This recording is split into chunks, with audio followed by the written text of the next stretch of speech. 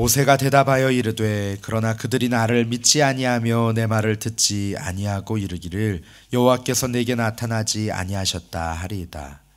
여호와께서 그에게 이르시되 내 손에 있는 것이 무엇이냐? 그가 이르되 지팡이니이다. 여호와께서 이르시되 그것을 땅에 던지라 하시매 그 땅에 던지니 그것이 뱀이 된지라. 모세가 뱀 앞에서 피하매 여호와께서 모세에게 이르시되 내 손을 내밀어 그 꼬리를 잡으라.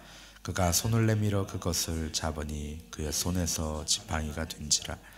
이는 그들에게 그들의 조상의 하나님 곧 아브라함의 하나님 이삭의 하나님 야곱의 하나님 여호와가 내게 나타난 줄을 믿게 하려 함이라 하시고, 여호와께서 또 그에게 이르시되 내 손을 품에 넣으라 하시매 그가 손을 품에 넣었다가 내어보니 그의 손에 나병이 생겨 눈같이 된지라. 이르시되 내 손을 다시 품에 넣으라 하시매 그가 다시 손을 품에 넣었다가 내어보니 그의 손이 본래 살로 되돌아왔더라. 여호와께서 이르시되 만일 그들이 너를 믿지 아니하며 그 처음 표적 나중 표적의 표적을 못 이르라. 그들이 두 이적을 믿지 아니하며 내 말을 듣지 아니하거든 너는 나일 강물을 조금 떠다가 땅에 부으라. 내가 떠온 나일 강물이 땅에서 피가 되리라. 모세가 여호와께 아뢰되 오 주여 나는 본래 말을 잘하지 못하는 자니이다. 주께서 주의 종에게 명령하신 후에도 역시 그러하니 나는 입이 뻣뻣하고 혀가 둔한 자니이다. 여호와께서 그에게 이르시되 누가 사람의 입을 지었느냐? 누가 말 못하는 자나 못 듣는 자나 눈 밝은 자나 맹인이 되게 하였느냐? 나 여호와가 아니냐? 이제 가라. 내가 내 입과 함께 있어서 할 말을 가르치리라. 모세가 이르되 오 주여 보낼 만한 자를 보내소서. 여호와께서 모세를 향하여 노하여 이르시되 레위 사람 내 영 아론이 있지 아니하냐? 그가 말 잘하는 것을 내가 아노라. 그가 너를 만나러 나오나니 그의 마음에 기쁨이 있을 것이라. 너는 그에게 말하고 그의 입에 할 말을 주라. 내가 네 입과 그의 입에 함께 있어서 너희들이 행할 일을 가르치리라. 그가 너를 대신하여 백성에게 말할 것이니 그는 내 입을 대신할 것이요 너는 그에게 하나님같이 되리라. 함께 읽겠습니다. 너는 이 지팡이를 아멘. 하나님의 산 호렙에서 하나님은 모세를 부르시고 모세와 항상 함께 하시는 하나님으로 자신을 계시하셨습니다. 하지만 모세는 하나님의 부르심에 마음 내키지 않아 하고 있습니다. 하나님은 모세에게 명령하시기를 바로에게 가서 이스라엘 백성으로 여호와께 제사를 드리려고 사흘길쯤 광야로 가기를 허락받으라 이런 사명을 주셨습니다. 그리고 바로의 앞으로의 행적과 하나님이 하실 일들을 나타내 보여주십니다. 바로가 허락하지 않을 것이지만 끝내 하나님의 개입으로 이스라엘 백성들은 애굽을 나오게 될 것이다 라고 말씀하시죠. 하지만 아직도 준비가 되지 않은 모세는 이스라엘 백성이 자신의 말을 듣지 않을 것이라고 하나님 앞에 변명을 합니다. 이런 모세에게 하나님은 세 가지 표징을 주시면서 그들의 열조의 하나님이 모세에게 나타나시고 말씀하셨음을 믿게 하실 것이다 라고 말씀하십니다. 놀랄만한 이런 권능의 표징을 주셨음에도 불구하고 모세는 또 다른 변명거리로 계속해서 그 자리를 피하려고 합니다. 나는 말을 잘 못하는 자입니다. 입이 뻣뻣하고 혀가 둔한 자입니다. 주여 보낼 만한 자를 보내시옵소서. 이런 과정에서도 하나님께서는 끝까지 참고 인내하시며 계속해서 모세를 사명의 자리로 부르십니다. 하나님은 모세의 반대를 위한 반대에 끝까지 오래 참으십니다. 이 이적들은 모세의 믿음을 붙돋아주고 또 하나님의 오래 참으시고 설득하심으로 마침내 모세가 하나님의 부르심에 순종해서 움직이게 하시죠.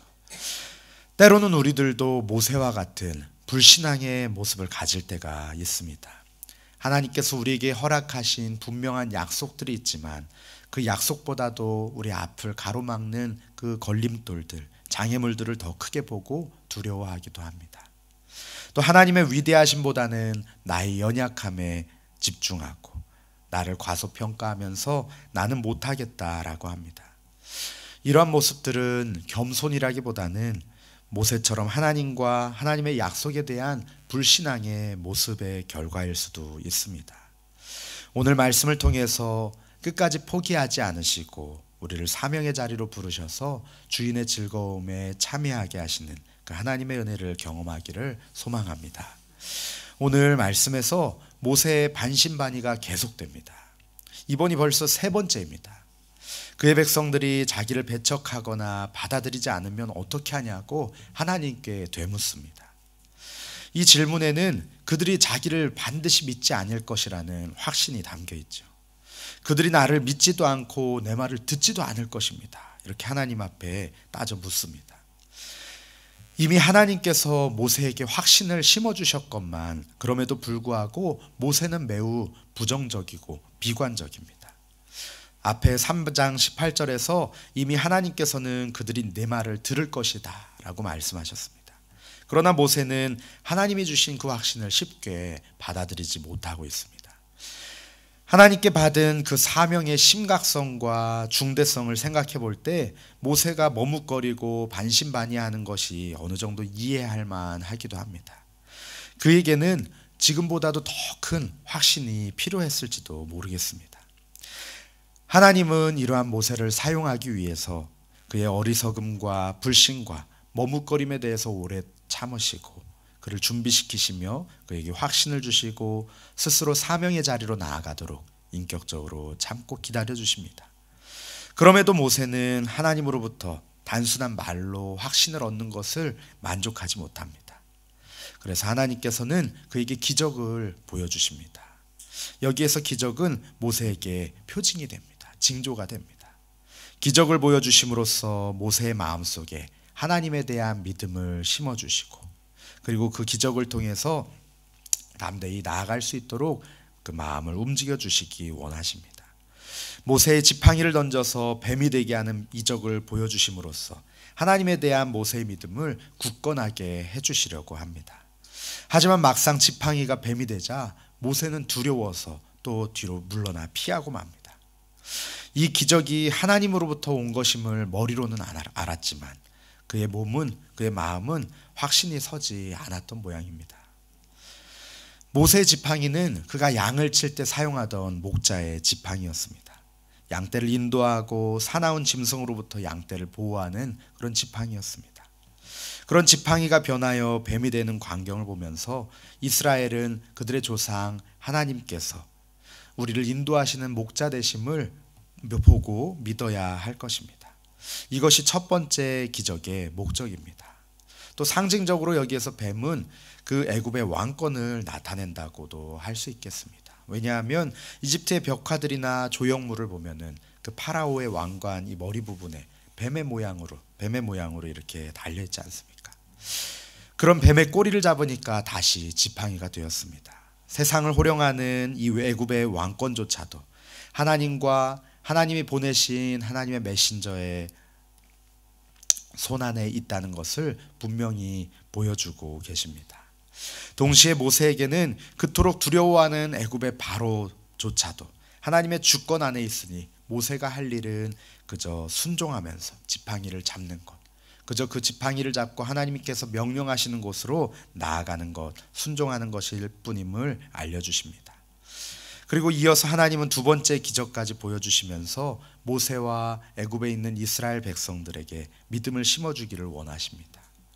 모세의 손을 품에 넣었다 뺐을 때 나병 환자의 손으로 만들었다가 또다시 품에 넣었다가 뺐을 때는 다시 온전하게 회복시켜 주시는 그런 기적이었습니다. 이 기적은 하나님께서 죽음과 삶을 주관하시는 창조주이심을 보여주는 징조입니다.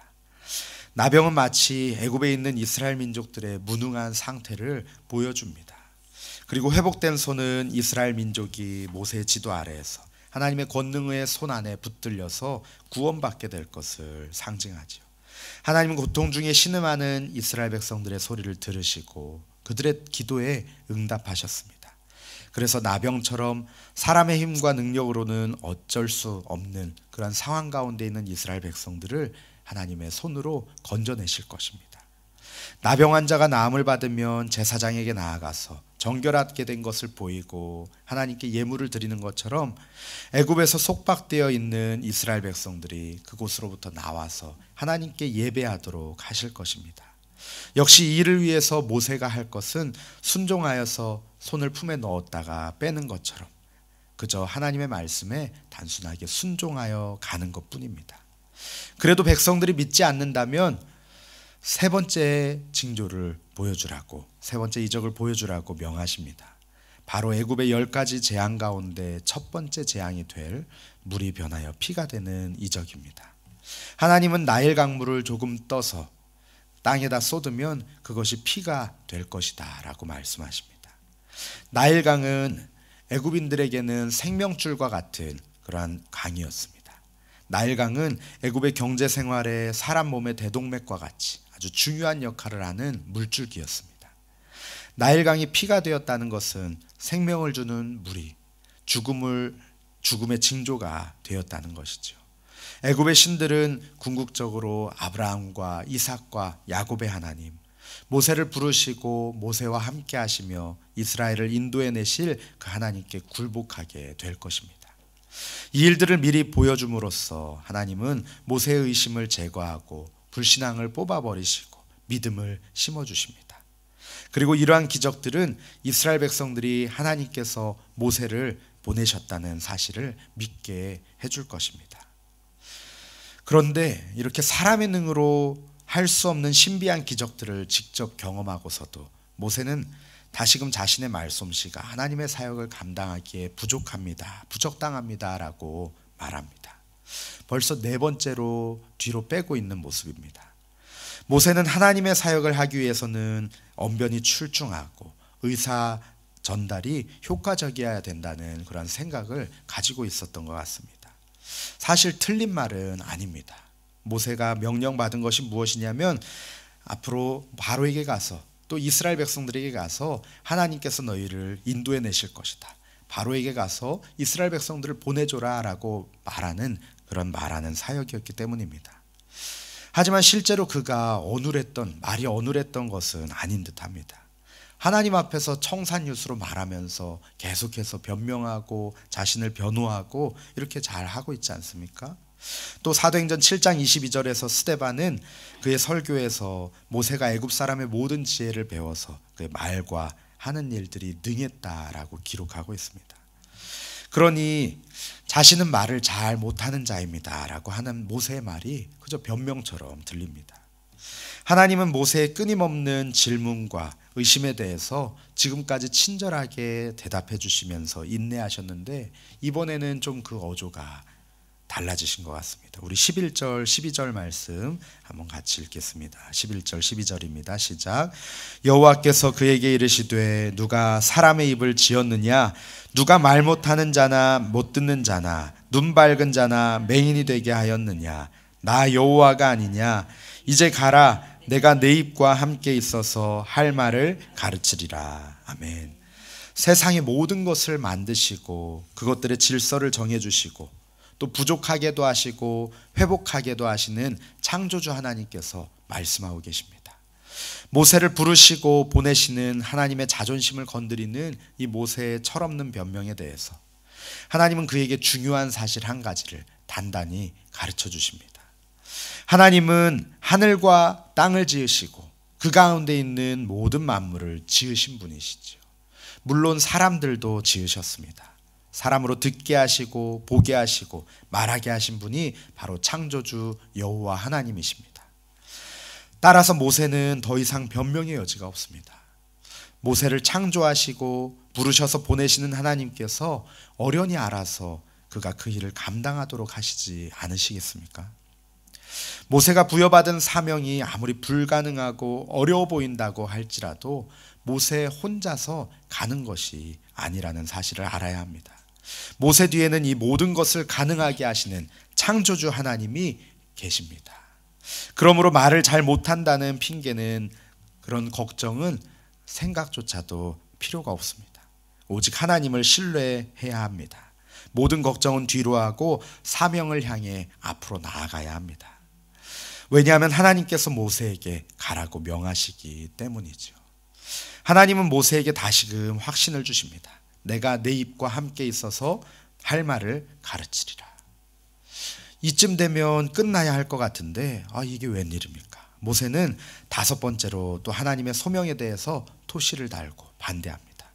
하나님께서 방금 전에 모세에게 내가 네 입에 할 말을 줄 것이다, 가라 라고 명하셨는데 이제는 그 말씀을 정면으로 받아치면서 제발 보낼 만한 사람을 보내십시오 라고 하는 것입니다.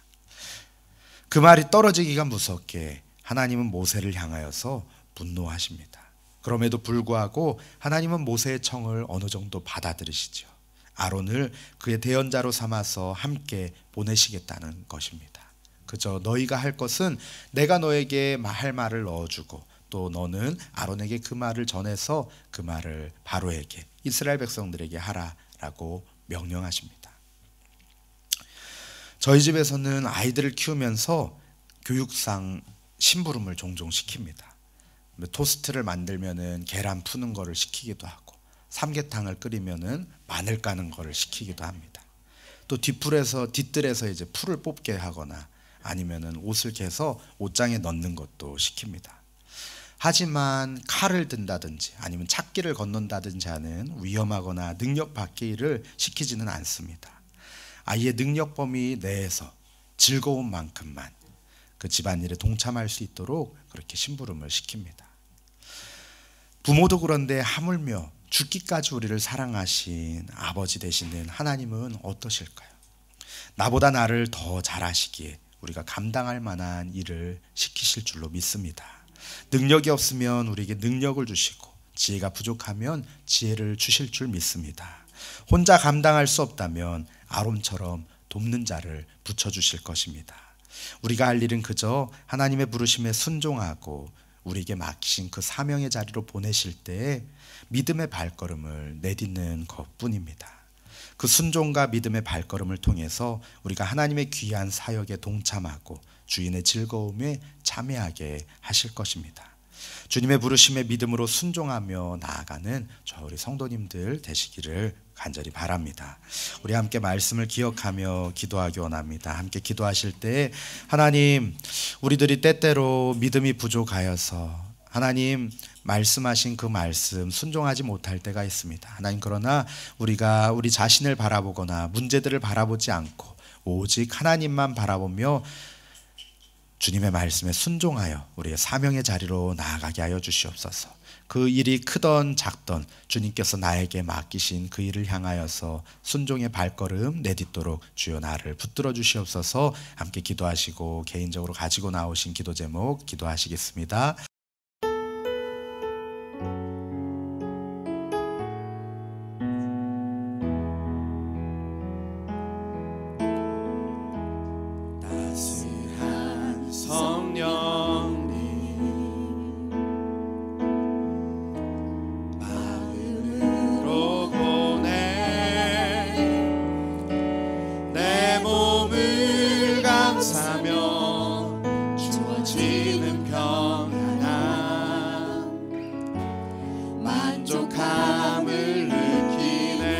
사랑과 진리에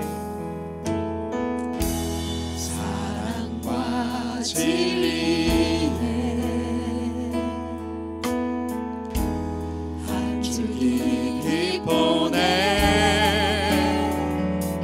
내 몸을 감싸며 주어지는 평안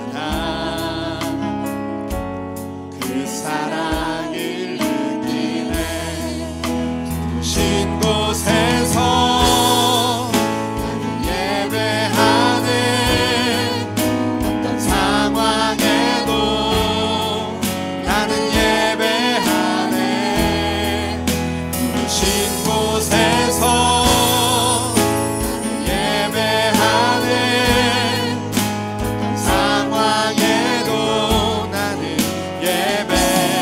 따스한 성령님 다시 한번 찬양합니다. 따스한 성령님 마음으로 보내 내 몸을 감싸며 주어지는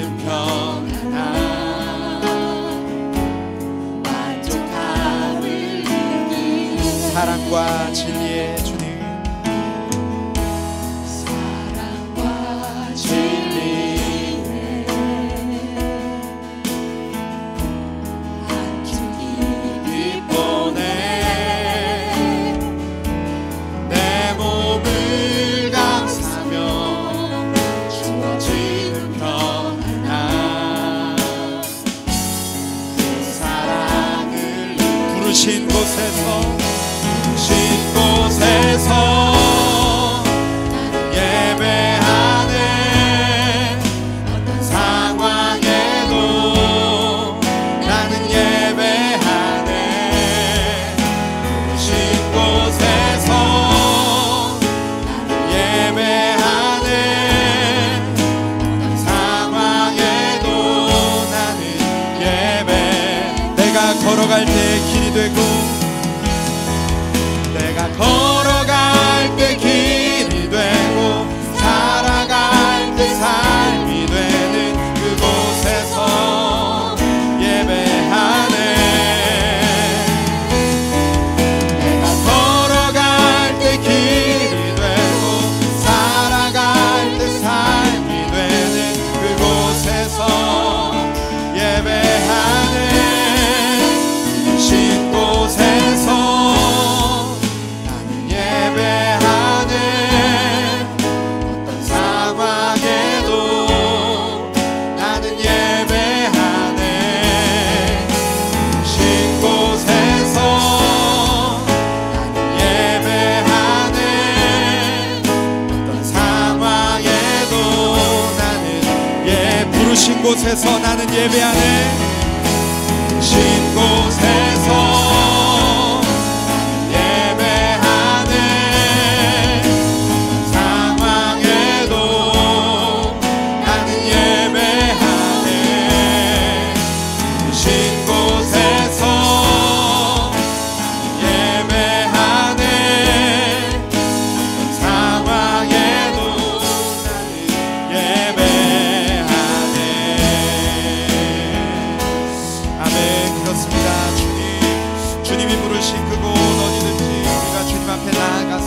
예배하며 주님 앞에 거룩한 예배드리기 원합니다. 주여 우리의 삶을 다스려 주시옵소서. 주여 우리의 삶을 붙드시고 인도하여 주시옵소서. 주여 우리의 모든 발걸음